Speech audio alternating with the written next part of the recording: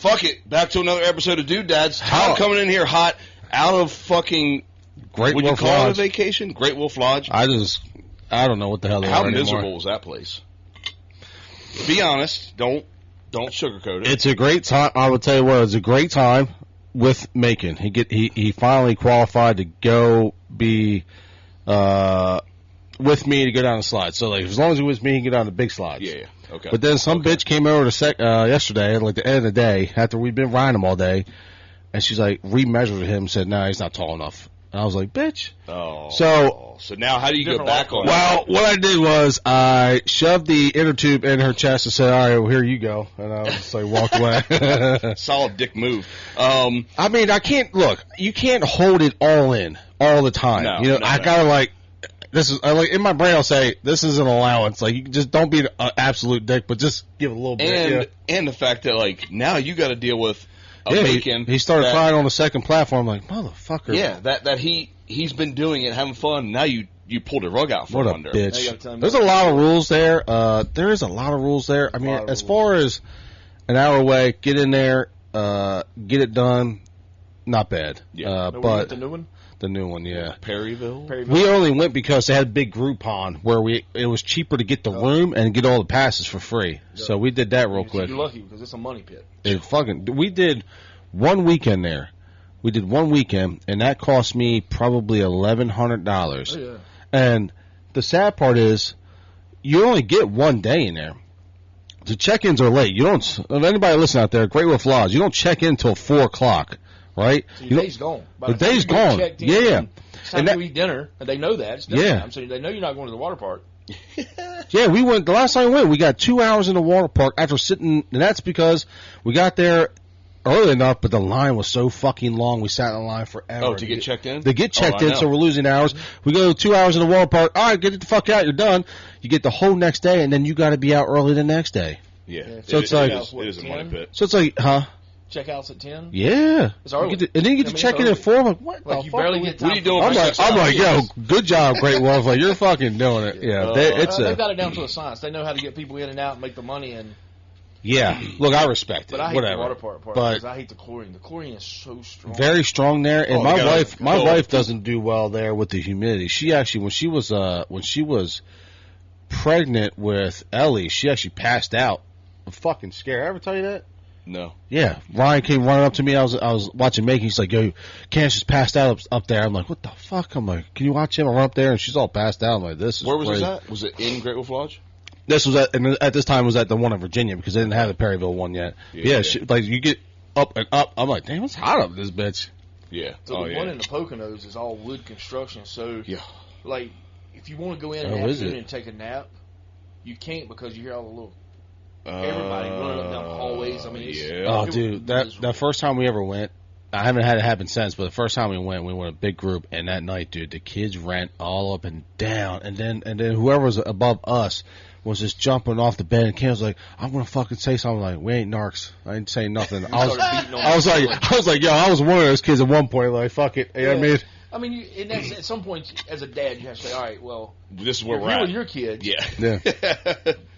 Yeah. Mine were smaller that they wasn't doing that yet, but at the same time, it's like, they're going to be doing the same stuff. Yeah. But at the same time, you know what you're getting into, as a parent, it's like, all right, I know the other kids are trying to sleep. Let's tone it down. Yeah. You know I do find at Great Wolf Lodge, I do meet a lot of like parents. I'm like, yo, did you not teach them like any etiquette? Nothing. Like, don't take it off. If you bump me here and there, all right, cool. They're little kids, but like, when they're just being assholes, no one's paying attention. You know, like, it's a lot of people. Wild West. Dude, no one, like, you're in a nothing. Like, give me a little.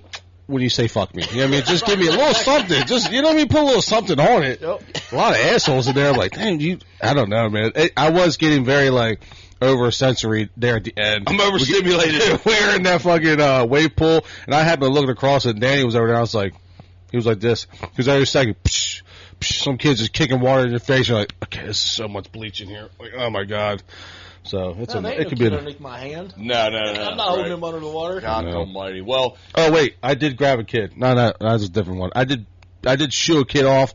We were at Paradise Grill. I did pick a kid up, which I guess you're not supposed to do. It wasn't my kid, obviously. And we're at the Paradise Grill at the Treasure Island, and he was stepping on Ellie's hand, and I'm like, you ain't got a dad. You ain't here. I don't fucking know. Politely, he's like, shh, pick him up, put him down. You know what I mean? I think that's acceptable because you're stepping on my daughter's hand. Go fuck yourself. I don't know. Yeah, I'm not being rude about it. I'm like, I'm just like, yeah. Like this look like is like, she was like, you can't pick up other people's kids. I'm like, well, I don't know. They can't step on mine comes first. I don't know what to do. I don't know the protocol. There's the default. If you're stepping on my kid, I will move you. Yeah. That's it. It's that simple. I will just treat you as a human at that point. That's all you did. Welcome back. Let's fucking go. Yeah, so we're here today with Mr. John Brandon. Thank you for coming on, buddy. 302 Mudlife. Mudlife. Dude, have you got Mudlife stickers? Yeah, I did check out his stuff this time. It's pretty badass. I actually... For previous people came here, I didn't look at your shit, okay? I'm too fucking busy.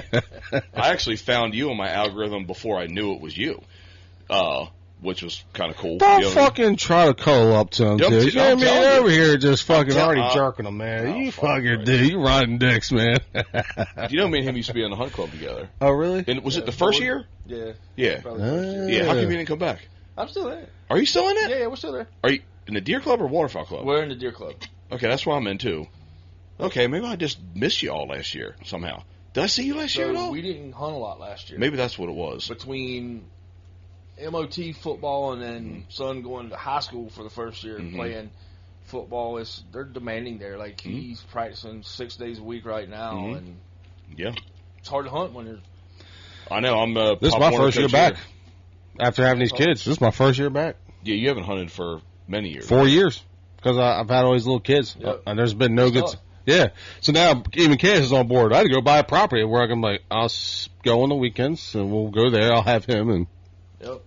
Yeah. It's been 4 years. It's fun when they get to the age where they can start doing stuff we like that. And that's my little Jerry actually shot his own first deer last year. He was 5. No, I'm sorry, 6. I got him the tripod. There was actually another guy in the club told me about it. The Death Grip.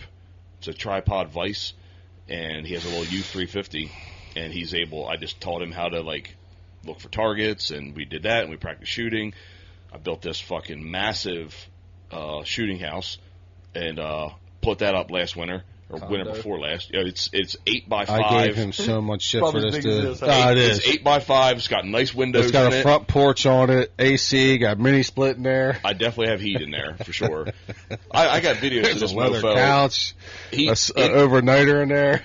In the blind, no jacket, everything off, laying on the floor with his jacket as a pillow, fucking passed out. It's 70 degrees in there. Awesome. But it's nice. Look, I put in my time. It's sitting on wooden tree stands. People don't understand. Deer hunting, you have to put in a lot of hours to ever shoot anything big. Yeah. The big bucks just don't walk out like they do. Those, they're dime a dozen. Yeah.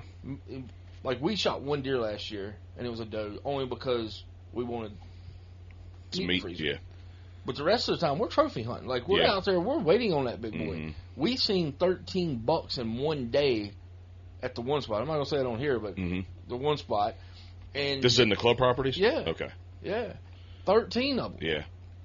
But they were all small. Yeah. So I'm not shooting anything under a 10. No. They're not worth it. You know what? Do you think you should put the microphone closer, or do you think it's good? Probably a little bit. Yeah. A little bit. If not, it'll be like... He's talking pretty loud and clear. I'm just trying to be fucking professional here, Jerry, okay? First time on a podcast, I'll make sure his man's voice is heard, okay? It's my cherry here, but you know what I mean? You're one of the dads not teaching etiquette. This is the shit we just talked about, all right? So last year he had way too many people in that deer club. How many? 35. Yeah, it was way too many. I think. How many? He's cut it back to 25. How many stands? 24, 25, huh? How many stands? Oh, there's plenty of stands. There's 60 or 80 stands. Yeah, a lot. We've got stands everywhere. And now we added a property. Is that too many then? And took away 10 members. Okay. So it's we've got you guys can have better element of surprise. You can work a couple more stands. And you could not overhunt everything. Right. That's what I mean. Yeah, you can have the guys that are there have a better chance at a quality deer throughout the year. Yeah, you're not going to get a big buck if you're sitting in the same stand every day. You need like 5 that you can show up periodically too, that you didn't set all up, showing up to it every day. And he also changed. I don't know how you feel about the new rule about shutting the farms down from September 7th to the muzzleloader season. Or like a handful of them. Well, I'm all for that. Shutting down for what? No activity at all. No, like you don't need to kill. I don't like killing velvet bucks. I'd have a hard time killing a velvet buck if it was a monster. I just don't like them. I don't like being in. I don't like being. I'm not going out there and sitting in a stand and at 90 degrees, skeeters and the chiggers, dude. The fucking ticks. I don't like that season. Good, I'm good. I'll skip that. I don't need to bring that up. I like to go out after the first frost. That's always been my rule when I'm growing up. It's the way I was taught. You don't go out until after first frost. Period. Yeah. Now it's, with the climate the way it is now, it's not that easy. You'd be waiting a long time. It might happen early, but then it'll get back to 80 degrees. Frost one day and 65 the next. Indian summer. Yeah. But if you want to kill a doe the first week or velvet buck, he's giving that to you, and we're going to shut it down. I mean, and honestly, deer hunting's a little bit easier in September, so go to public land. And if you want to kill something, there's plenty of deer around. I like it because we had a couple guys last year that missed or never recovered really nice deer the end of September, and your window of opportunity is so slim because it's so hot. And dude, after that particular time, the fucking deer shut down on this farm. Oh yeah, and because you tromped all around the woods, disturbed everything, put your scent, you're sweating, you're doing all this shit, and now all of a sudden the bucks just disappeared. Yep. And this was this was like September 27th, right before it kind of starts getting good. You know what I mean? Like that October muzzleloader season, shit starts to get moving around pretty good that week. Lots of big bucks are killed that October 8th, October 7th week. You know what I mean? Which happens to be my birthday week. So we put plugging in birthdays. This fucking guy on the one up across from the Del Dot property. And I was shocked at what we were seeing up there. Oh, you did the one that's closer to the other entrance, across the little ditch. You were the one to put that. That's right. Yep. That's right. And there's one day out there we've got like 37 turkeys. Good God. Wild turkeys. Yeah. They're like killing the feeder. Yeah. Man. Killing it. That's awesome, dude. Sorry. Everything. It's crazy. Are you using trail cam or are you using the Wi-Fi trail cam? Wi-Fi trail cam. Which one do you have? It's a Tacticam. Tacticam? That's what Tacticam Reveal, yeah. I use Reveal for everything. Okay. The Moultrie ones just went on sale at Cabela's. I saw that and I was like... They're all about the same, right? Like $100 bucks. And I don't even need that great quality. I just needed to be able to snap pretty quick so I don't miss, have a head and then have an ass. So the new Tacticams, I might go get one to try it out. Like you get high quality photos sent to you. Used to be low quality. All the time. Yeah, right? Now it's high quality, and now it'll text you videos too, which before it didn't do that. I'm gonna definitely do that because my property is all the way in Laurel, so like I'd like to be able to. You're never there, but you want to know what's going on. I want to know what's going on. Yeah, plus, it's not that much. No, I mean it's the same price as buying a trail cam. Remember what it used to be? Remember back in like there was a G bar early 2000s. $500. I mean, they were crazy expensive. Yeah. Remember, you ever have one that had the disposable camera like in the fucking thing? You ever seen them? No. Dude, it was ancient technology. Really? Yeah, I've found them in the woods. Like people just left them from like 1997 or something like that, and they're all rusted shut. And you open up, and there's like a disposable camera inside it in some kind of thing. Also looked. I'm gonna get I found my spot at our farm where Mike and I ran up on some turkey. I noticed that we have a lot of cornfields around us and everything, so we're like a haven for bedding, and we have a lot of new growth. We could afford 100 acres down there only because they just logged it. Other than that, it'd be very expensive. So They just logged it, but it's growing quick, so it's a very heavy for bedding. But there's a nice wood funnel from 2 farms that like funnel in, and I mean it funnels right to this like intersection where one of the big trails meet to the outer rim of the property meets, and that's where we chased down some turkey. And I was like, "Yo, that's it. That's a sign. I'm gonna put my stand right here."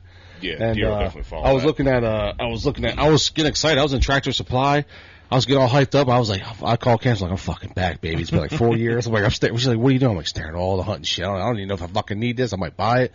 But I can remember my old farm. I left automated feeder out there, And I was like, fuck that thing. I ain't getting another one of those. Because the squirrels kept eating through the wires. And I just saw a nice, cheap one. I was like, I'm just going to get a cheap one. I don't see the reason to get a nice one.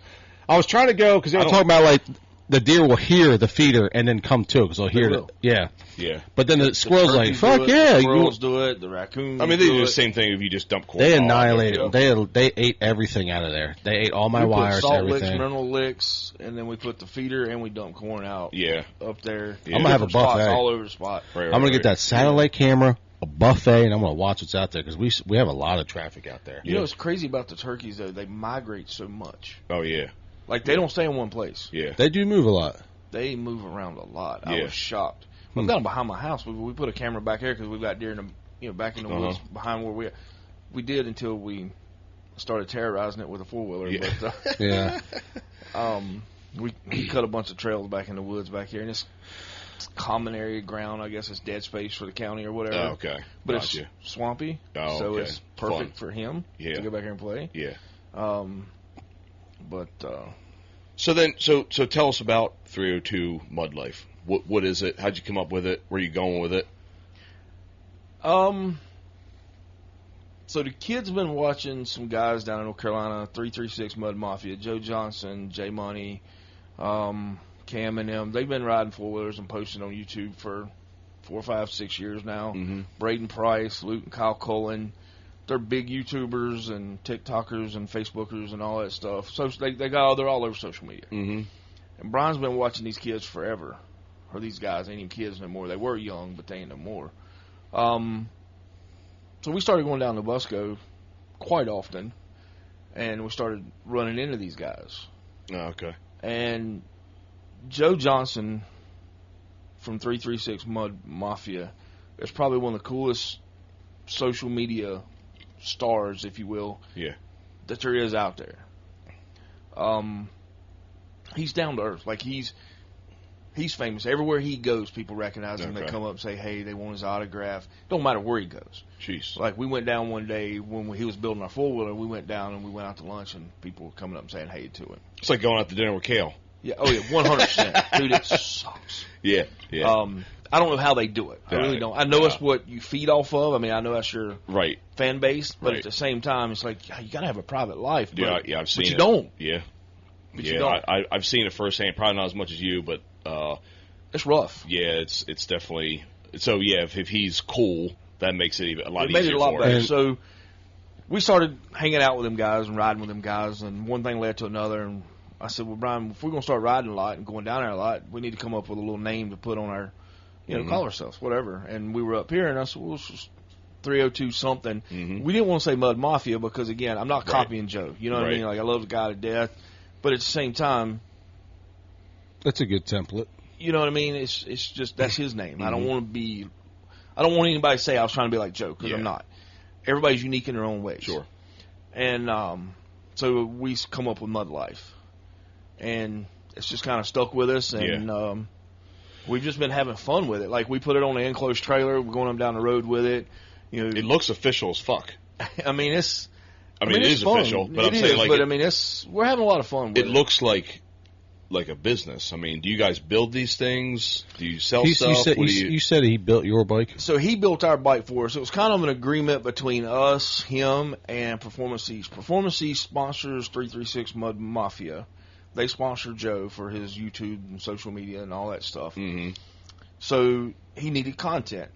The one thing about this business, when you're doing it full time, is you've got to have content. Fucking brutal. And you can't never get enough content. Like, you have to go out and film a couple times a week just to have enough content to post it. Yeah. And I didn't realize all this until I'm around these guys a lot. You know what I mean? It's like every 5 minutes they're having to go video something just so they can get a clip of it to put it on a video. Mm-hmm.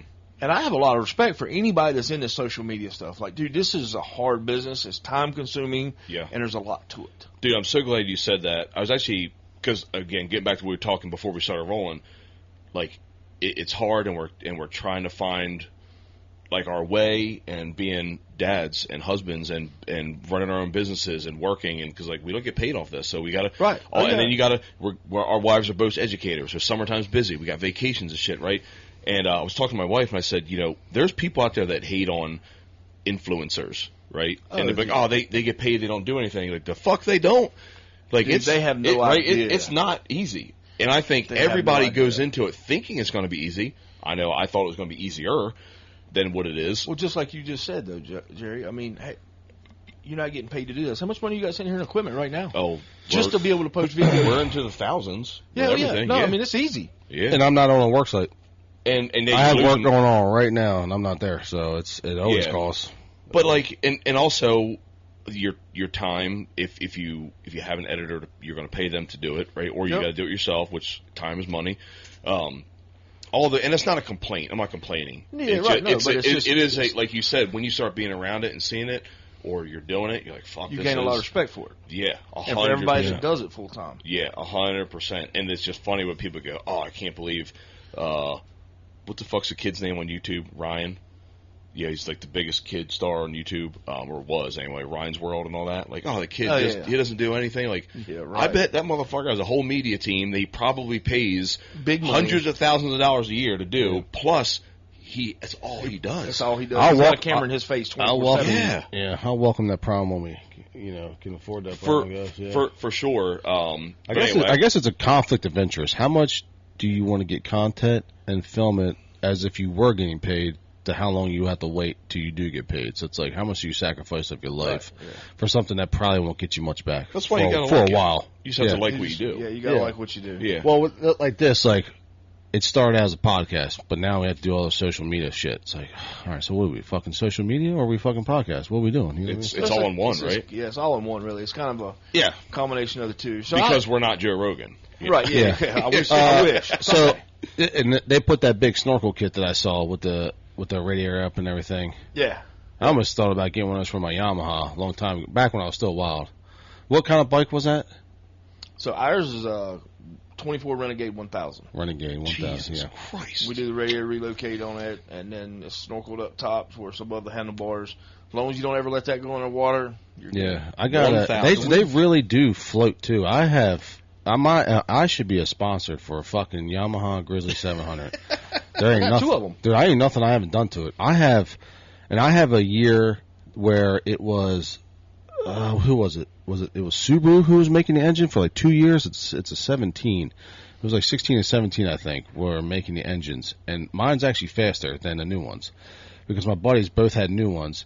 We took it out. I already knew they kind of bob. They kind of float. You can really take it forward and fucking go. Like, they really will just kind of like, and you just... Yeah, you just keep water wheeling. Yeah, and up out of the water, you're fine. I did that going through a river pretty much, and then I turned the bank, and it was all, it was trees all over. I was like, well, that's it. And so it fucking... Yeah. It's a lot of balance in it, too. I mean, you got to know how to... Yeah. Because, again, you're floating on this thing, and you don't want to do this. Yeah. But I pulled the plug on the belt, and I let it drain out, and we went out to the field, got to the road, and I smoked both of them with my 4-wheeler, and I was like, yo, this motherfucker is bad, dude. What year is yours? 17. 17. All right, my buddy has an older one, like early 2010s-ish. I barely ever had to go, when my tires were new, I barely ever had to go on a 4-wheel drive, ever. Right, yeah. It's a Cadillac, dude. It's a nice. Well, they got power steering, they ride. I don't have that one. Back then, I was nerding out on the. They don't have the They EPS did. on it? No, I didn't. They had that option, but I was nerding out. A lot of people were talking about what are they called? So you can actually feel the steering. There was a lot of people were talking about how if you're really riding rough, that you might overwork it because you don't have any feedback from the steering, as far as like braking your shit. Stabilizers for them? No, as far as the power steering will just overpower your fucking wheels. You want to break them off, you surely can. If you want to, like, I would like take a rock climbing essentially through these. Right, yeah. But with not having power steering, you feel like, oh, there's a lot of tension on my tire right now. Like, not where you're like, fuck it. With You know what I power mean? steering, yeah. Power From the steering, tire yeah. to You the get a lot more handlebars. feedback, and that feels like power. It might as well be power steering. And I did notice on the Can-Am my buddy has, his power steering I didn't like because it was too smooth where you could almost give yourself speed wobbles with it. Oh, yeah. No, there's no question. I mean, it's the power steering on some of these units now is just, I mean, Yeah. it's like a car. You one finger and you turn the thing. And, Yeah. we've got 34-inch tires on his Assassinators, which, Yeah. the tread on them's that tall. I saw. Yeah, it's And- fucking obnoxious. I mean, in a good way, obnoxious. So, what do you guys do at these? You call them rallies, get-togethers, meet So and it greets? depends on which one it is. So most of the time we go down there, it's just weekenders. You know what I mean? Where there might be 3,000 or 4,000 people down at Busco. Jesus That's Christ. one of the big places we like to go. But now for Mud Bash, there was probably 55,000, 60,000 people down there. Holy shit! Like, and you're just riding. That's where I see like the big monster trucks essentially. There's no trucks allowed. No they don't allow trucks. trucks at all at Busco. So it's all side by side, four wheelers, side by sides, dirt bikes. Okay. Can't be no trucks, jeeps, anything like that. Okay. Now the PA Mud Fest up in Reading, famous Reading Outdoors, they do the monster trucks and stuff. Lebanon Valley Mud Bogs. I mean, there's some stuff up north, New York and PA that does the mud bogs and four wheelers at the same time. And it's all just for fun. It's not a show, a race, a competition. It's money. There's money. Oh, there is. Okay. So we went for the Southern Bounty, and so the kids want to race next year. So we're looking at building another bike just like his, but a race bike. Hell yeah. And we're going to put a built motor on it, big built motor on it, man, with nitrous. Jeez. Stay with 34-inch tires because then he can run a small tire ATV class. And, I guess the payout for the Southern Bounty, I think, was $25,000 total for everybody. This is racing in the mud? Yeah. Is this it's all about time trials. So the fastest person through wins. Okay, because I've watched a lot of videos. There's many different ones I've seen. I've seen where they've raced four-wheelers in pretty much an oval track, and the four-wheelers damn near on the water the whole time. Yep. And the other one, like you said, it looks like they're trying to go the fastest through. Yep. Like a drag race, essentially. It's almost like a drag race. Who can make it fastest across it? Is there restrictions? There is different rules for them. Depends on which class you're running, whether you're in a modified class or the small tire class, big tire class. Gotcha. And then is the other ones where you're like almost guaranteed to sink it? Is that just for fun? That's when you see like the monster trucks go through. They know. Lake Fest, and it just rained 3 days down there for Lake Fest. Joe's new machine, 24K, it floated on him when he come off one of the sandbars in the middle of the pond, and he almost flipped it over and it went upside down. It was that far from the snorkel going upside down, and that's probably a 45. I'm estimating $45,000 motor on that for sure. I don't know what the motor. I just watched a video of one guy who jumped. He jumped into the mud pit, hit the steering wheel. I guess with his head, he passed out, and his foot was stuck on the pedal, and he blew the engine up. Yeah. Oh no, it's crazy. Yeah. You were there when it happened? I wasn't there, but I seen the video, and it's scary. But like when Brian was racing, so he done his first Southern Bounty Series race a month ago, 5 weeks ago, and they make you. I thought you were trying to hold me. You cold now? You cold now? No, you done fucking sweating. No, I just in case there's like a hum with the audio. Sometimes we notice, sometimes we don't. So I'm sorry. That's why I rubbed your leg a little bit. Yeah, whatever. They make us wear a kill switch now. Like all the racers in the Southern Bounty Series. Yeah. I'm not sure about King of the Deep, but I know Southern Bounty. He makes you wear a kill switch. That's smart. Which is so you don't kill the crowd, fall off, kill the crowd. Yeah, that'd be bad. Yeah, that'd be bad sales. One of the young girls that goes, she was racing in the kids ATV class, and she's 12, 13, 14. I don't remember how old she was. She was older, almost teenager.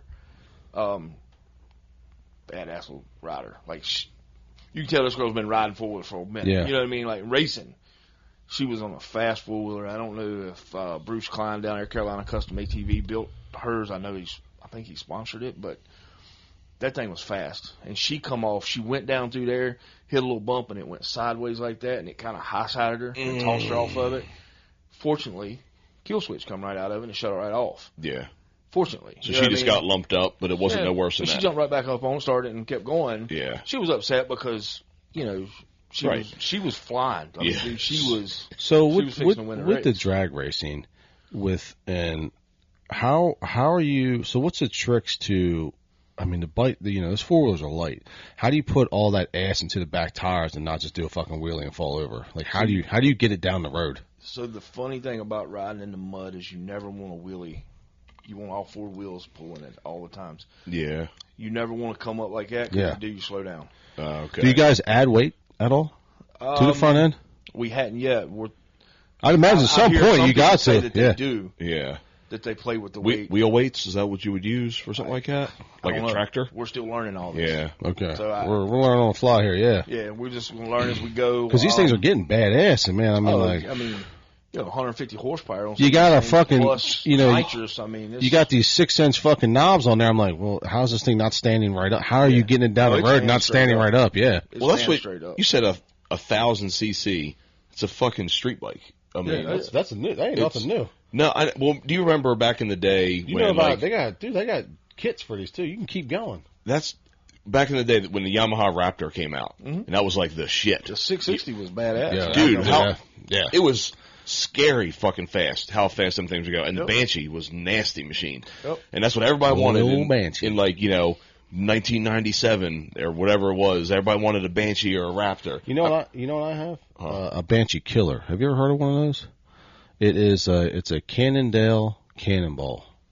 Its nickname is called the Banshee Killer. They only made it for like 2 years. Cannondale, who makes mountain bikes. They made a 4-wheeler? They made a 4-wheeler with every high-end part you could have. Like the oil runs through the frame on this thing. It's a 440cc racing engine. You can drop the whole thing right out of it. They only made it for 2 years, and I think Lou said he spent like $10,000 back in the early 2000s back then on it. But they went bankrupt because they had too many recalls, and they honored every single recall. And they fixed every single part, and the parts were expensive. Yeah. But it's a racing bike. Yeah. I have not gotten it started yet, but like I was curious if you had ever heard of one. Well, after this, you look up Banshee Killer. I will. It's a I love Banshees. I broke my back on Cannondale one, so. Cannonball is what it's called. The Banshee was 350, right? Yeah, twin 350. Yeah. I remember when the 400EX came out. I thought that thing was badass. That was a wheelie machine. Yeah. I mean, it was in its day. Yeah. Nothing's as bad as a 250 Honda 3-wheeler, though. Hey, I had a 250R 3-wheeler. Yeah. And it did not. 250Rs were badass. I had one. I was like, I was probably 2-stroke, 12. Yeah, 2-stroke. My son keeps telling me, he's like, "Damn, we need to find one of them old 3-wheelers. I want to ride one." I bet they're hard to find. They are in decent shape. Yeah, that's what I mean. They're all molested now. I mean, they're just. I think mine was molested. My God, it didn't last that long. And back then, I still had to learn what the hell a 2-stroke was. I remember even with my I had a YZ 125 when I was in high school, and I remember I blew it up twice. I ran out of gas. I didn't know it was a no-no. I was like, and then I didn't know. Yeah, it blew it up. It leans them out, and it fries the pistons in them. And then I didn't know you couldn't hold the throttle open the whole time. Hold the throttle open. Yeah, fucking idiot. He was riding on a dirt road, and that's what he did. He held it wide open. I kept telling him, you got to let off of it every few minutes. Yeah. It's a race car. I mean, that's what it is. You can't hold it wide open because that's not what it's made for. Yeah. Yeah. And then, Raptor you could, though, right? Also, Raptor you could all day long. That's a street bike engine, wasn't it? Yeah, and then you could, back then, too, you could blow a 2-stroke up going downhill in gear, I think it was, back then. I think there was another way of blowing your bike up, was people would go down a mountainside in gear with a 2-stroke and then high rev it the whole time, as using it as a brake. Right, yeah, because you're over revving it. Yeah. Hot. Yeah. I admit that YZ125 was fun as fuck, dude. I remember I took it down to the frame. I got, back then they had like this it was like a 5-can set of chameleon paint, and you just layered it on, dude. I had a chameleon paint. Dude, me and Ron took that bike apart. I remember staring out so nervous. I was like, are we sure we're going to be able to put this back together, man? That was a cool little paint job. What's the goal of the 302 Mudlife? What would you like? What would you like to see it in the year of 10 years? Walk to Walmart and have to sign autographs. You know what I mean? That would be pretty badass. We're starting to sell merchandise online. I mean, people are reaching out wanting to buy shirts. Nice. We'd like to do more of that. I'm trying to get a merch store set up. Do people set up at the races? Like set up tents for set? That'd probably be your first start. Yeah, that's what Joe and them do. They stay busy selling merch. Is the goal too to like build bikes for people? Do you want to do that? Nah. No, that's too much. You just don't have time. Yeah. I work full time, and then we run an excavation business on the side. We enjoy digging swimming pools. We're big into doing swimming pools. That's our little niche. It's something we can go and do and get in and out on a weekend. Yeah. And not get tied up for. Yeah, and you stay on a machine all day. 2 months. Yeah. You ain't got there running a shovel, right? Right. Nope. and it's easy. I mean, it's not that it's easy. It's just easier than most. It's easier than other excavating jobs that you could be doing. Yes. And I think, too, in the contracting business, them quick in and out jobs, that's where you can make your money. Yep. You know what I mean? It's just a little niche that we found that we enjoy doing it. We don't have to ever go back there. Yeah. We've been all the way up to New York City. We've been all the way up to north of Philly digging swimming pools. No shit. Yeah. Wow. So, I mean, I mean, I see you are all over the place. You're fucking all over the place. Wait, how's he? Is he? That's why I asked you the other day. Like, are you in Delaware this week? Yeah, I am. Like, I don't know where the hell you are. Next year is going to be a tough year because if we go racing full time with Southern Bounty, he goes from Texas to Massachusetts. Yeah. Shoo. So, man. So what? Now the bike that you have now, that Renegade, will that be the bike that you race? No. Okay. What bike will you build one just for racing? like it. One just like it, but what will make it a racing bike? Big motor, nitrous. What's a big motor? I don't know. He's still working on it. 1,000 cc is minimum. It's 1,000 cc is stock, so yeah, 1,300 cc, 1,400 cc. Turbocharged, twin turbo, whatever. Fucking nitrous. Is it nitrous manual or is it kick in at a certain RPM or? It's throttle. Okay, so dude, when have you ever not watched fucking Fast and Furious, dude? You gotta wait till your opponent hits it. They had buttons, yeah. I know my cousin had a Camaro and it was all dragged out, like, and he had a switch. Yeah. You know what I mean? That, but I know they make some that are. Is it built into like the throttle body? So some of them are wet systems, some are dry systems. Some of them go in airbox, some of them go in intake manifolds. It depends on which system you run. Okay. I would want to run a wet system. It's a little more bulletproof, if you will. Okay. A little safer for the engine. Yeah. To do a wet system. These tracks aren't that long, are they? How long are they? No, they're probably 125, 150 yards. Yeah, so are you just on the nitrous right away then? Yeah, so when you jump off in the hole, you come out hard. You come out swinging. And it's just, again, the goal is if you keep all four tires on the top of the mud and go right across it. That's the goal. So don't go down in it, go across so the you top gotta of it from the gate. Yeah. So you can build a bike. So, I mean, as far as four-wheelers, like, I want to say less moving parts. So you could probably get to a really nice bike pretty quickly. Then it just comes down. What is the tree at the mud pit? Like, do they have a tree? No, so it's just basically they've got a computer set up there. It's like the little sensor, infrared sensor. When you go, it starts. When you go, it starts. Yeah. When you come out the other end, it stops. Okay, this is a 40-yard dash then. I was gonna say just like a 40-yard dash. Yeah. Whenever you're ready, go. Yeah. They'll tell you, all right, go, and then when you go, you trip the sensor. How about body position? Is this like you need to lean over your handlebars, or is this, you're sitting in the saddle here?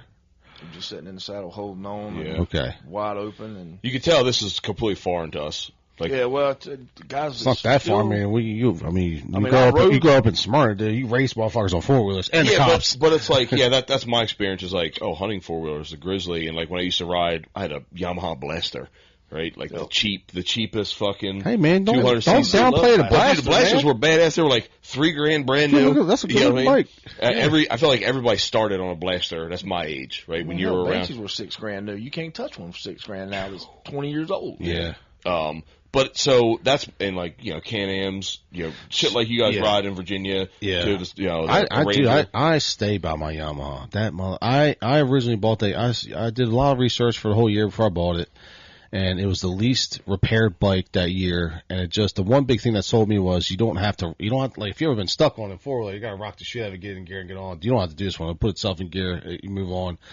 And it is, dude, I have flipped it any way you can. I have sunk it. I have gotten out of water, raced, beat people. I mean, it's just anything I've ever wanted to do with that thing. It's done. Yeah. Both of our Grizzly 700s have both been flipped now, and they're dependable. Like they really I love are. Those Grizzly 700s. Yeah, they really are. We got a Grizzly 350, and it's a Cadillac. we call them my old reliables because no matter what, they're always running. Yeah. I go out there anytime I go to ride it, which anymore it's not that often. Actually, it's been more often I've been riding in the yard, but for a while there, I was starting up maybe 2 to 3 times a year to go camping.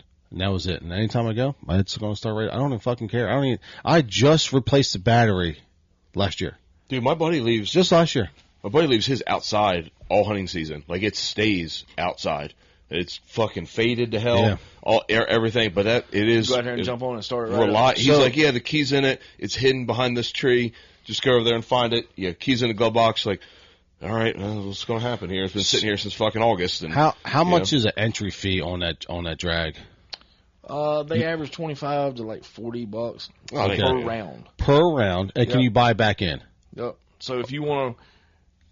Again, it's whoever's the quickest. Yeah. You could race 2 or 3 times at Southern Bounty in his class. So it was $25. So if I would have paid $75, he could have made 3 passes to see which one was fastest. Okay. He only wanted to do one. First time he's ever raced, first time he's ever done anything like that.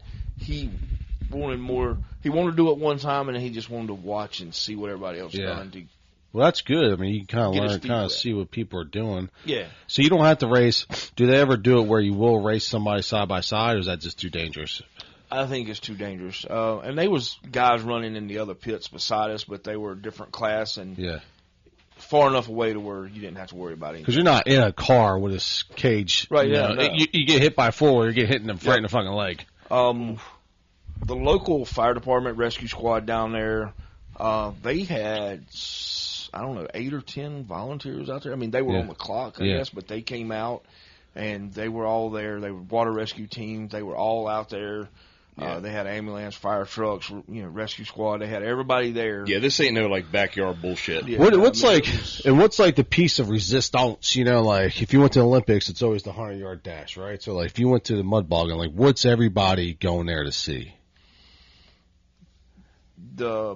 Probably the big tire class, the modified big tire class, because it's like a spectacle. Yeah, right. Yeah, and most of those guys have got the $150,000 to $200,000 bikes out there. Yeah, so it's like it literally is just a spectacle. Yeah. Like look at these machines, how badass they are. So like those guys that are in that level, I mean that's their life, right? That's all they do. You're putting that kind of money everywhere doing it. Yeah, and they're winning big money every week. It's full-time gig for them. I mean, is that something like your son wants to do? Would you like to get into it? I would love to get that big. Robert Parker is a big name down in North Carolina. He's done a lot for the sport of racing and four-wheelers. Mm-hmm. Unfortunately, he was killed in a tragic accident last year. Mm. And on a four-wheeler, test riding a four-wheeler. And no shit. It went wrong. Damn. But Team Momentum is the name of the race team. Everybody's still running that racing stuff in his honor. But dude, everybody wants to be like him. He was the guy that you want to be. Yeah, that's J.B. Mooney. Mm-hmm. The four-wheeler world. Come on. That's awesome. So you got a podcast coming up. Are we allowed to talk about this? Yeah, okay, let's do it. I should have fucking said that. But no, it's fine. So 302 Mudlife, we're starting a podcast. It's going to be called The Mud Room. Dude, that's fucking awesome. That's fucking great. God damn it. We're just.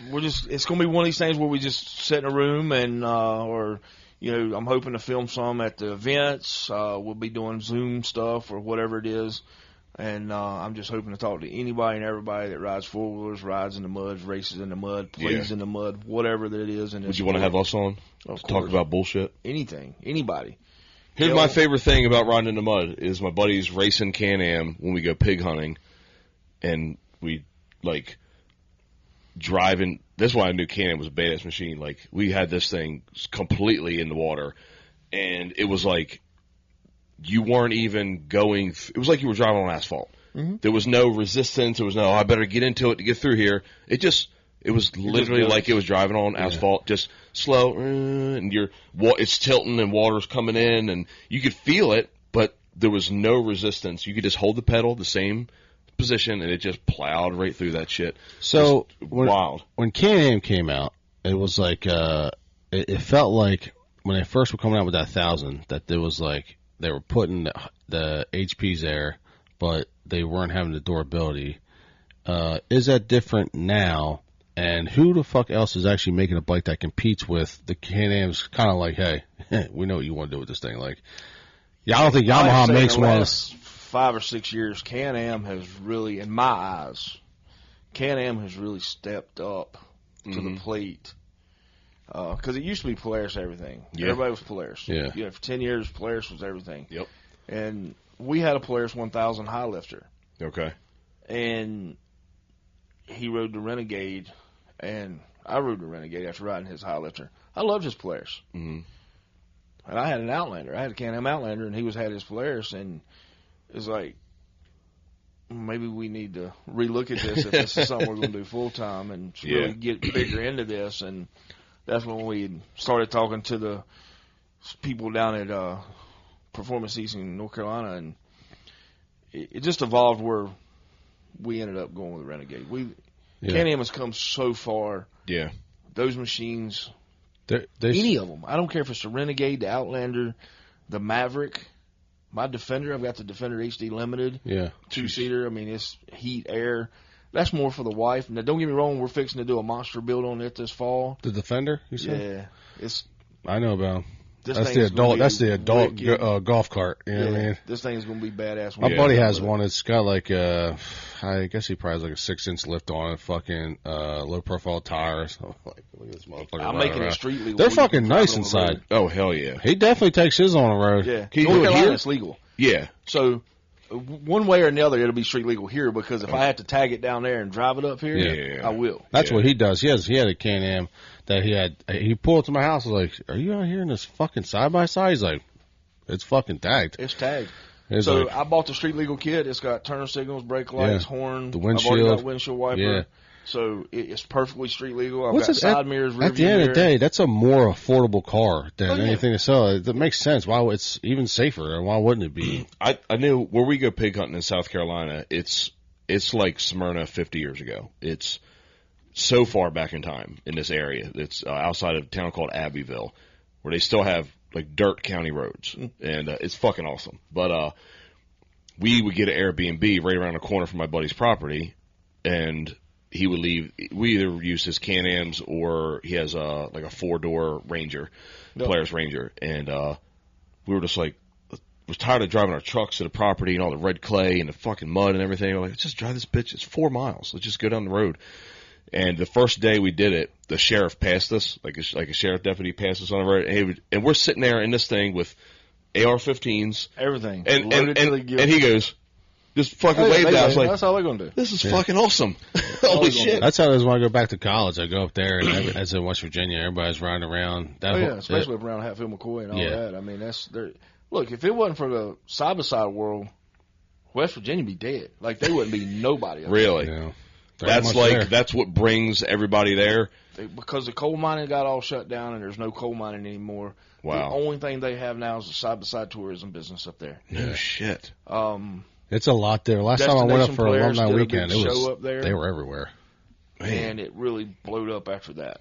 So because that helps restaurants, businesses, and then gas stations, everything. Yes, now I'm sure people have little side by side. That's their new identity. Like, it is a big. I think West Virginia has been struggling to have an identity since I've been going there, and I think that's now like their fucking niche. So, do you travel with a camper when you go to these things? So here's the thing. So between the 40-foot enclosed trailer we got and the new gooseneck we just got Monday, because the machines are going to be too big to get in the enclosed trailer, we had to go to a gooseneck trailer. I was the only person who could pull the trailer. Yeah.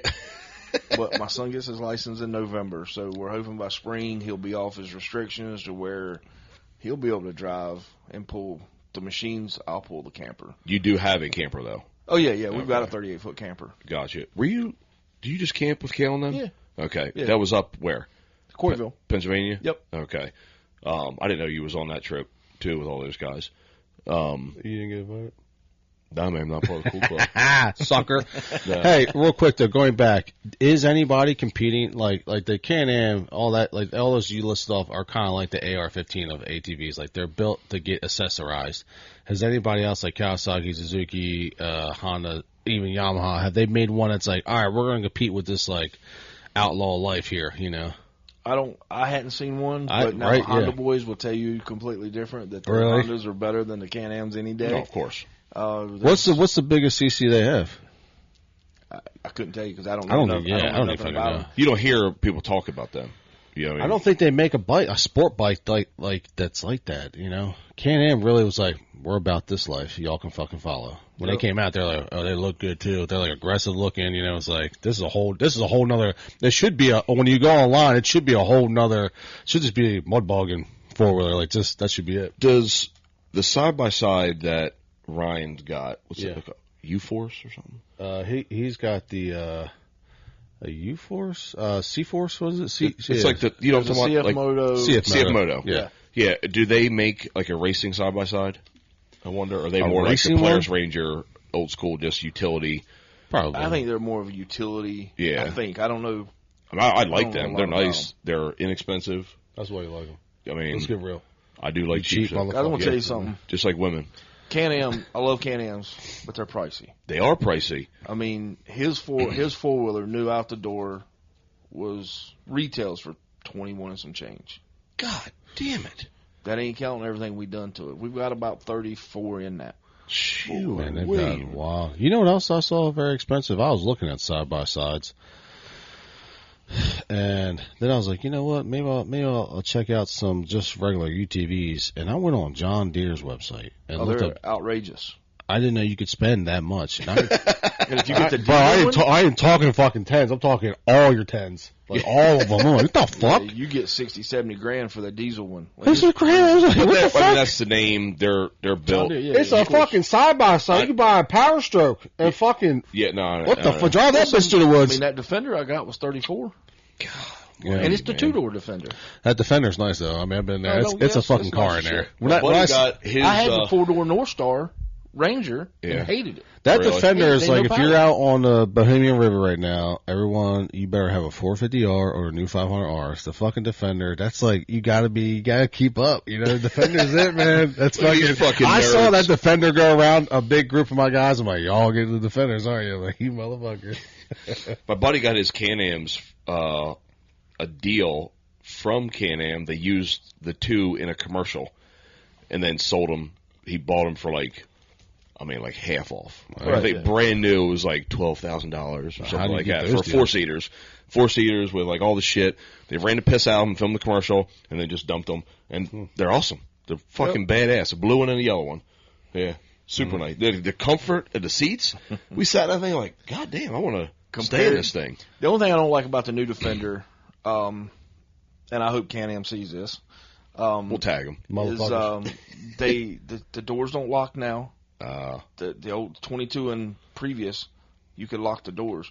If it's like a car and I'm tagging it, I want to be able to lock the damn doors. Yeah. My pistol's in there. I don't want to have to strap every time I go inside somewhere. You know what I mean? Sometimes you can't. I'd like to be able to leave it in the glove box. Right. If you can't lock the doors, it's yeah, what's the point? Yeah. The door fitment on them things. You pay that kind of money, you would think the door fitment would be better. I shouldn't have to adjust the strikes on the doors every time I ride a thing. Is that just the torquing and shit of everything? I don't know what it is. Yeah. Seats fall apart. It's brand new machine. It's got 30 miles on it. It's a brand new machine. I will tell you the thing about those Defenders and these UTV, the side-by-sides, they're getting very big. I've noticed my buddies, like, when we go through the trails now, I'm like, you go a half hour ahead of me because I'm going to catch right up.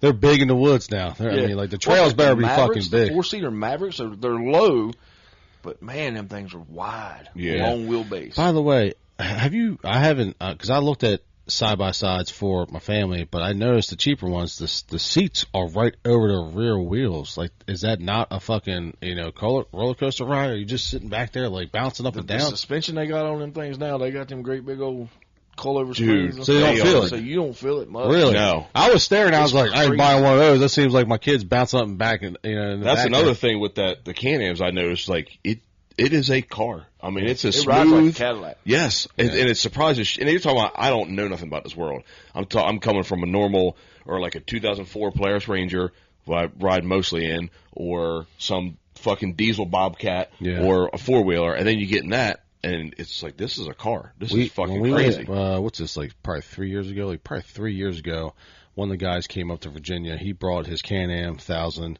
side-by-side, and then he brought his Polaris 800 side-by-side, much smaller. Oh, my God, I got in that bitch. I thought I was Travis Pastrana, dude. I was fucking drifting all the way through these woods. It was the absolute... Was this at Union Hill? It was the best. Was this when you guys wrecked? Somebody hit a tree? Those guys wrecked. I'm a fucking professional. Not you, yeah. Dude, I'm serious, man. I was really like, lit the steering wheel, catching it. I mean, I was like, I can't believe they fucking make... I was like, just like, it was so cool. That was so cool. That would be very addicting. That would be, I could see why you'd want to not do that. Be off the side of the mountain real quick. Something I do have to talk about before I forget. I like the way it's starting. This sounds too shout out to your wife, Candace, with her comments and her theatrics. This morning, I was wondering why you guys were laughing so hard. I pulled up. So, what the fuck? So they pulled up. I'm on the phone with somebody, and I'm holding the phone to my ear like this. and talking. Candace comes out, and she comes out, like, reached over just a fist bump her, just to say hello. And I answered the guy's question, and I said, yeah, that sounds good. And Candace was looking at me, and she goes, what sounds good? And I was like, I my phone up, and she was like, I don't get it. Like, what sounds good, Jerry? And I was like, and I held it up, and she could hear the guy talking. And then it, like, clicked in her head, like some light bulb went off. Oh, fucking dummy. He's like, I got an invisible Bluetooth in my ear, and she's... That's a mom brain, you know what I mean? Like, how bad is your mom brain? How bad was that ride from Perryville that she didn't see this big-ass phone stuck on the side of my head? We come home at a good time, too, because there wasn't no traffic. Because I just come from Kennett Square, PA, coming down the road right behind you. Yeah. So, shout out to Candace. Great job. I was nervous about that. Bad. Yeah. I actually called her. Yeah, I was nervous. I was like, wait, it's Friday. I was like, Friday, dude. Jerry's going to kill me if I get stuck in traffic. Because I actually called her. I was like, should we get on, what's your GPS say? Should we get on 13? Yeah. We did rock and rolled. Just like you got a good partner here, had all the shit set up. Everything was good. Man. You did a good job. I mean? Yeah, see? I'll take care of you. I appreciate that. Dude, we gotta make sure we attack some farms together this year. Heck yeah. Hunting some stuff, you know what I mean? What do you hunt with, or what's your favorite? We do the crossbow, and then we've got the 450. Don't matter, whichever. Do you like the 450s? I mean, I do. Yeah. Have you ever shot the 350? No, it's a waste, or it's a good kid gun.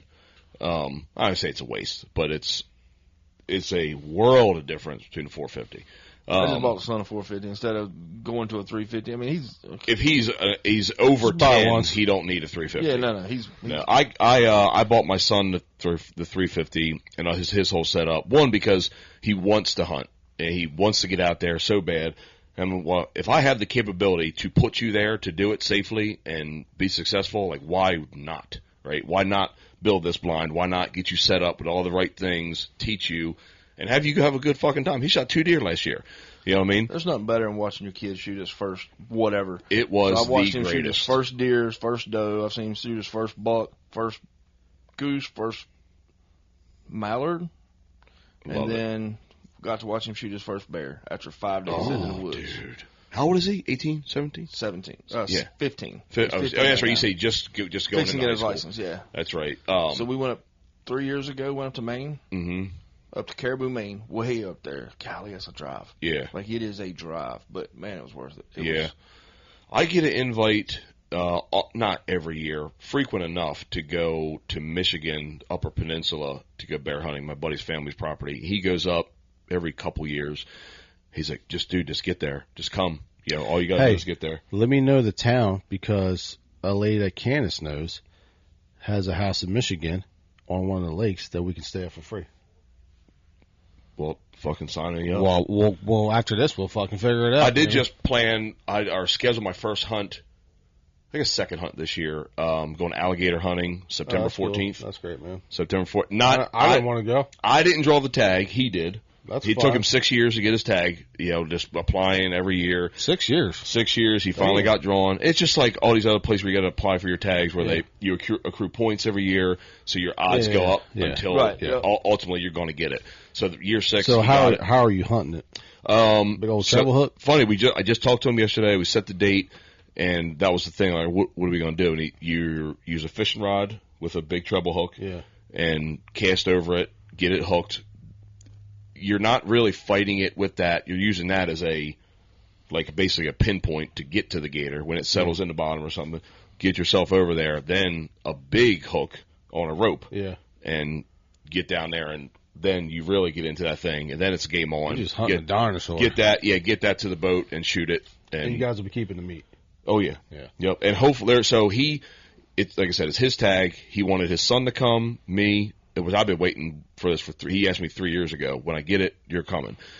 And his buddy who lives in the area, it's Lake Moultrie in South Carolina. So that's alligators. That's right. Dude, he the first day he had this, he sent it to me, sent it to his friend.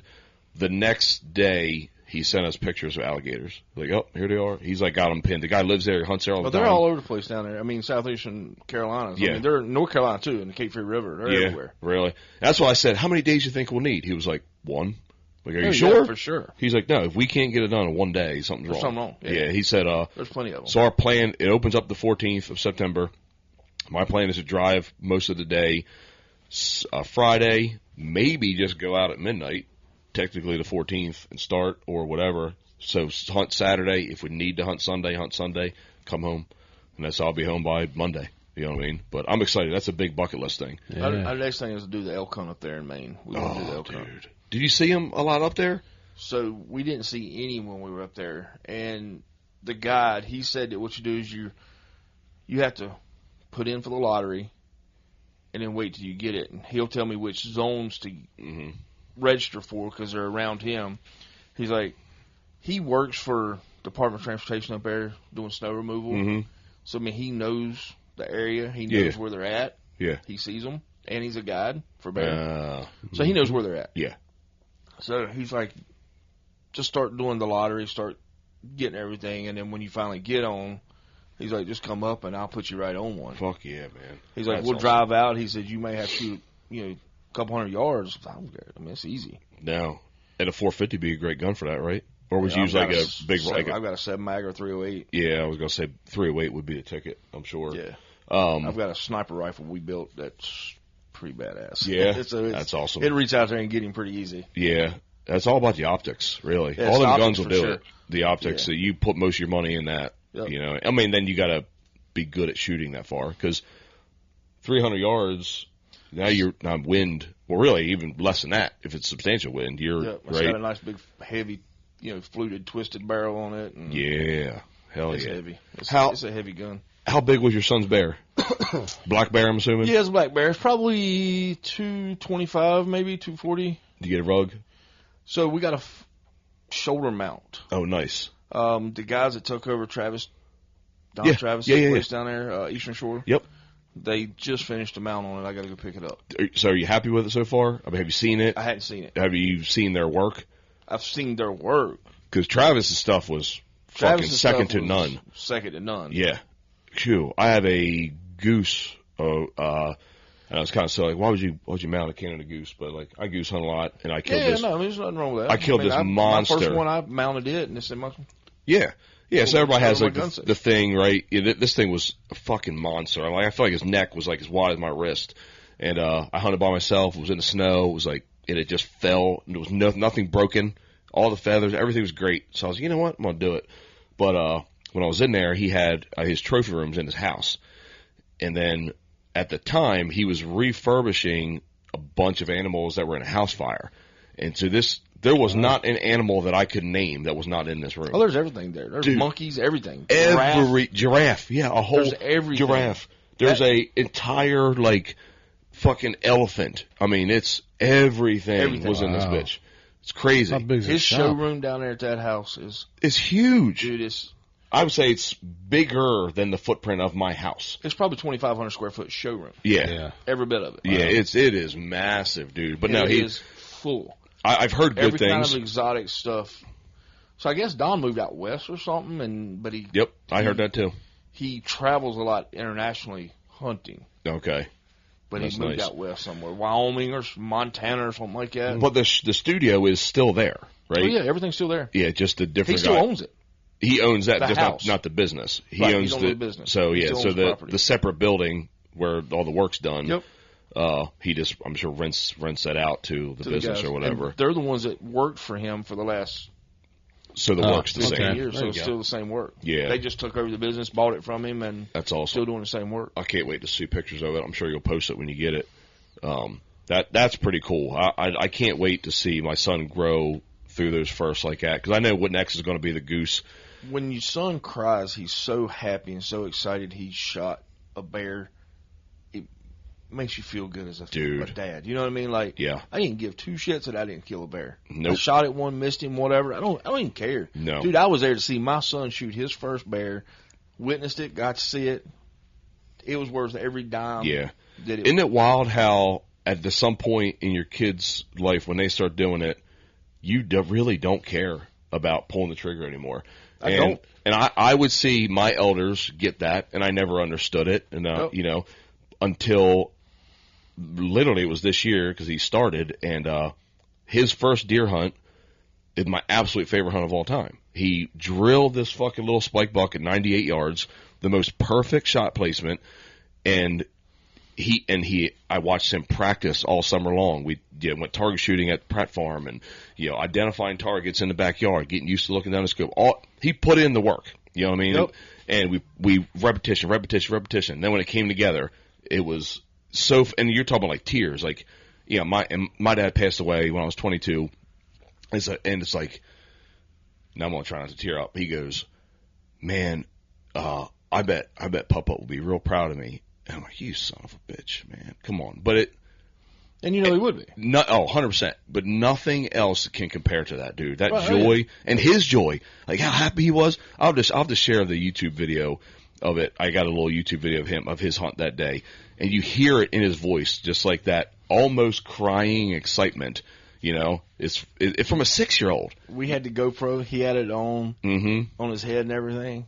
I never hit record when he shot it. We were so upset. I mean, sounds familiar. It happens, dude. It's just one of them. Like we're not professional videographers. Now you go back.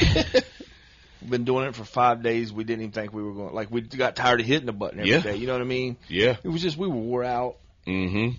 Didn't think we were going to see anything. We'd seen some, just hadn't shot anything. And, have you ever been bear hunting? No. That's another thing I want to do soon. It is the most graceful thing you ever see in your life. So we're sitting in this stand, and it's just a regular ladder stand leaned up against a tree. Mm-hmm. So, a double ladder stand for 2 grown adults, or me and a big kid, 175 pounds, it's tight. It's tight. Yeah. So we're right beside each other. We're sitting there, we're watching our phones on TikTok. In a deer stand, the stand looking for bear. We're just sitting there. But you can't see the phone. We've got the screens turned down, but we're sitting there watching everything. We've got our little earbuds in. We look up. There's the bear standing there. Don't hear the bear walk in. Isn't that crazy? They say that you would think a paw this big, you would hear it walking through the woods, but you don't hear them. Yeah. It is crazy. They know how to survive. And we watched this bear for 30 minutes walk around. She smelt us or smelt something. Checking it out, right? Yeah. She kept walking around his old sow, and she finally come back into the barrel, and she went to knock it over, and that's about the time he pulled the trigger. And you guys are probably just elated, hooting and hollering, carrying on. That's you talking. It was awesome. The best hug ever. Seeing a bear in the woods is different, dude. It was. I've never seen a wild one before. I've seen one deer hunt. I actually went at Union Hill. The Union Hill property. Actually, not Union Hill, but the Tide River property. I had bought my bear tag before, and I went down there and hunted for one we went on. But another time I went deer hunting. I knew this is the bear area, and I hear a bunch of limbs smack. I'm like, oh my god. This is it. Like, this fucking antler's just smoking all the twigs. I'm like, come on, man. I turned around, like, that's a fucking bear. I was like, were you sitting on the ground too? No, I was sitting up in the stand. I was like, wait, that's a big fucking bear. And all I had was a crossbow. I was like, damn. You piss him off with that. Yeah, I was like, I could kill him. I was like, I'm not spiritually ready. I didn't come here to hit a bear. We're not even set up for it.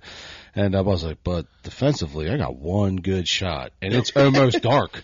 And dude, I was like just kind of sitting there, and he's just moving, and he goes, it looks right at me, the fuck. I was like, dude, I've seen the videos of how fast they climb a trail. I'm like, oh shit.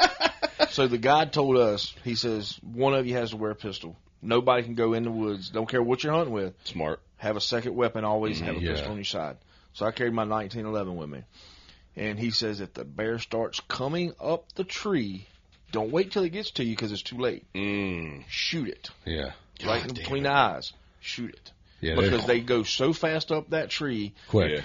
Yeah. If you're in a 12-foot ladder stand, 12 foot's a second. Yeah. Maybe. Yeah. How long is it going to take you to pull your pistol out and shoot? Fast, yeah. And we all seen them videos of the deer hunters or bear hunters sitting in them ladder stands.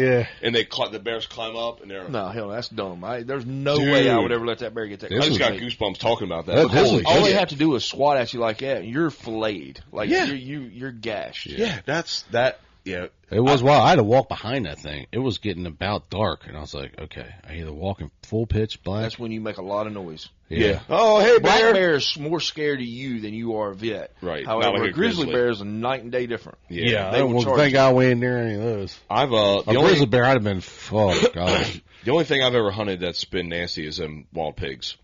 Wild pigs are nasty. I used to hunt down in Florence, South Carolina when I lived in Wilmington. We'd go to Florence. And I mean, it's fun. It is. A lot of fun. But I've heard a giant boar that made the sounds that you would hear in a fucking horror movie. Yeah. I mean, like, he could smell me, he couldn't see me, it was dark. He was, like, in the thick shit next to me, and he kept, you know he was pissed off. He was trying to, like, let's see something to move, get it, and the noises this thing was making, the growling and grunting, it was fucking right there. Oh, yeah. And I ended up shooting a pig shortly after that. He meandered off.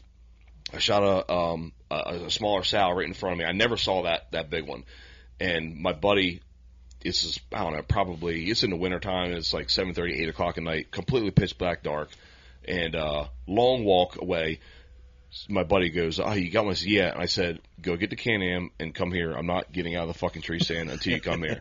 So I texted him. He called me. He goes, "Dude, are you serious?" He's like, "No, you're a long time." He's like, I was like, "I'm fucking dead serious, dude." I was like, if you heard the shit I heard, I'm not getting down until your machine is right at the base of my tree. If they smell that blood, it makes them even meaner. Dude, we weren't fucking around. Stupid crazy over smell of blood. Really? God almighty. But then there's other side, and they're smart too. People don't give them enough credit. Oh my God. Wild pigs are. But then they're also kind of dumb too.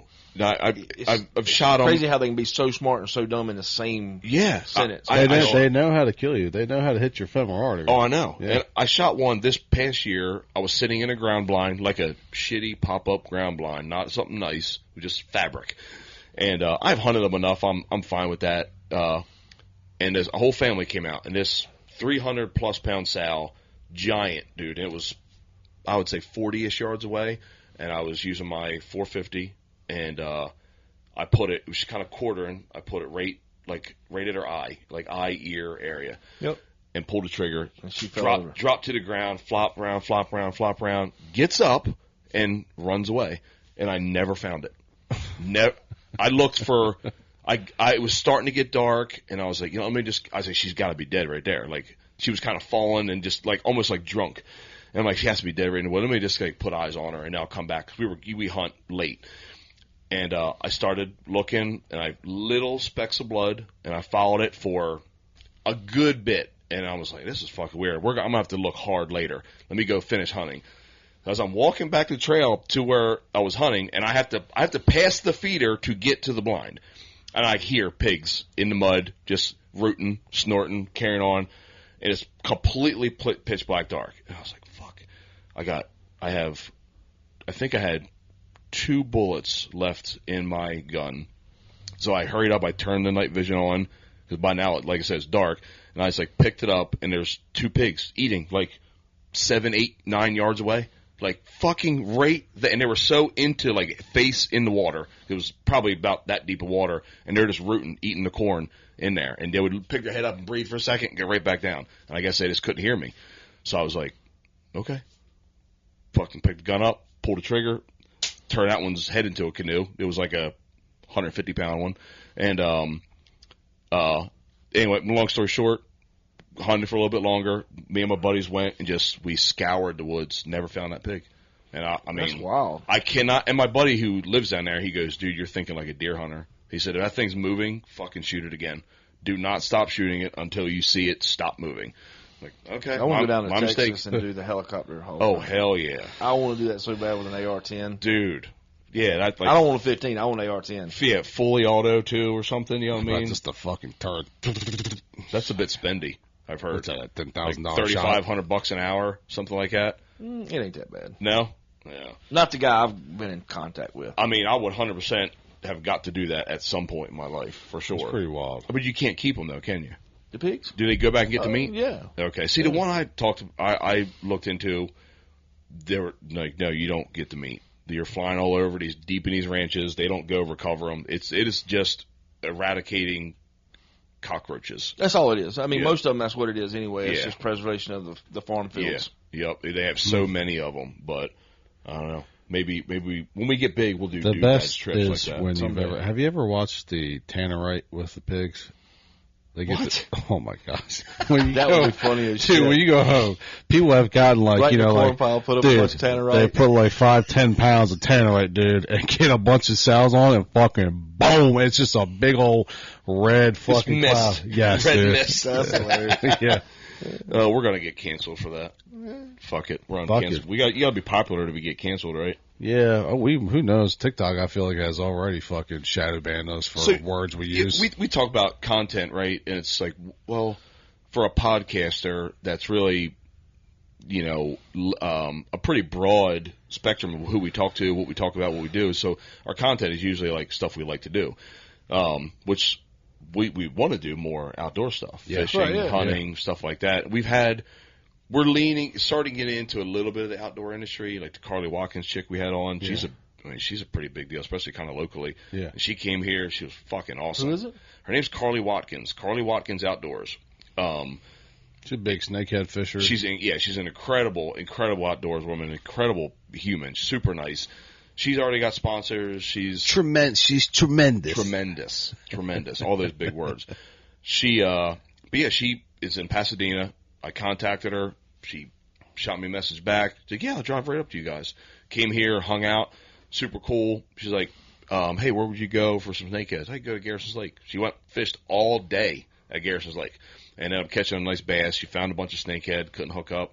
But, yeah, check her out. She's pretty cool. She's got some. I'll check that out for sure. Yeah, she travels a little bit now, and she's really, really growing. And we made the jokes too, like, I mean, but you do have tits, so it's a little bit easier for you. Oh yeah, you know? for sure. And it's not us hating; it's for real, right? No, it's 100%. Yeah. So I mean, like the girl that's down in Alabama or Louisiana, that Hannah Barron or whatever her name is. Like 4 years ago, she was 1,000 followers. Yeah. Now she's millions. Oh yeah, and she's hard to look at. I know. And that's what makes it so hard. That's why she's not so. That's famous. that southern accent too, man. It's just it's addicting. Yeah. I mean, she's got all the pluses, and it's easy. Yeah. Now, again, I know it sounds sexist. It's not sexist. It's facts. It is facts. Yeah, I mean, we always get bashed that we're in male dominant, careers and stuff like that. But it's easier for them to blow up on social media than it is for us. If I had because men are creeps online. You know how fast I started OnlyFans? Oh, I mean, fucking quick. Tomorrow.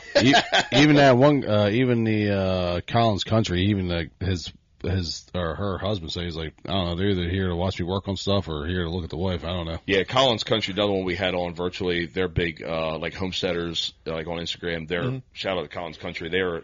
They were amazing too. Super good to communicate with. Happy to be on the show. And we're like, we're nobody. They got something going on. And he made that comment. He's like, I know nobody's coming here to watch me fix shit. They like watching her do stuff out on the farm and whatever.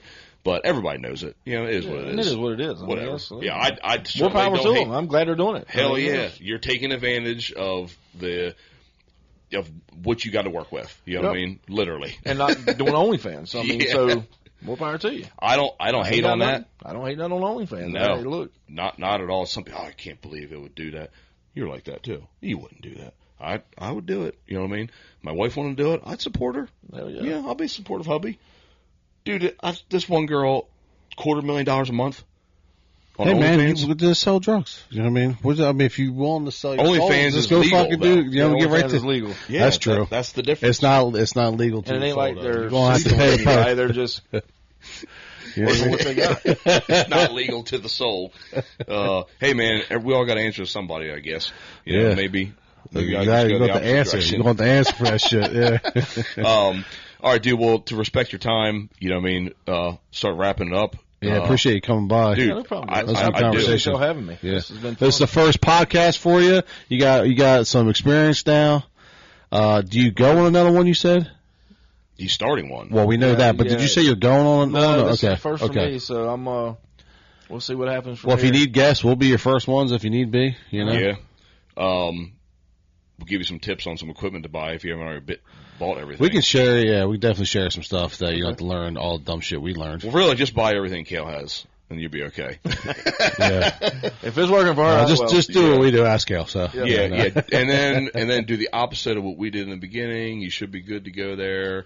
No, but and make sure you hit the record button. That is, you know what I mean. Yeah, how many times that has not happened? Yeah, it was shocking. It's embarrassing. That's very easy. Yeah, well, like who did we have on? Mindset coach, Mark England, great dude, and he had him on Zoom. 30 minutes of fucking fire content. I'm talking incredible shit, dropping these bombs, and I was like, oh my god, I never hit record on the Zoom. And I just had to own it. Like, hang tight. I never recorded it. And he was cool. He's like, happens. I've done it. Fuck it. We'll just keep going. And then he's like, let's just do it again. Let's just have another one. And we'll when does he come back on? Dude, he hit me up. We need to schedule something with him. He's in Virginia Beach. When do you think you'll have your podcast room ready? Within the next 10 days. All right. Well, the room's set up. Schedule us up for the mud room on some Friday. Schedule us up. No problem. We're ready to rock. Great. All right. Cool, man. Well, everybody, thanks again. Thanks again, John. Go fuck yourself. Attaboy.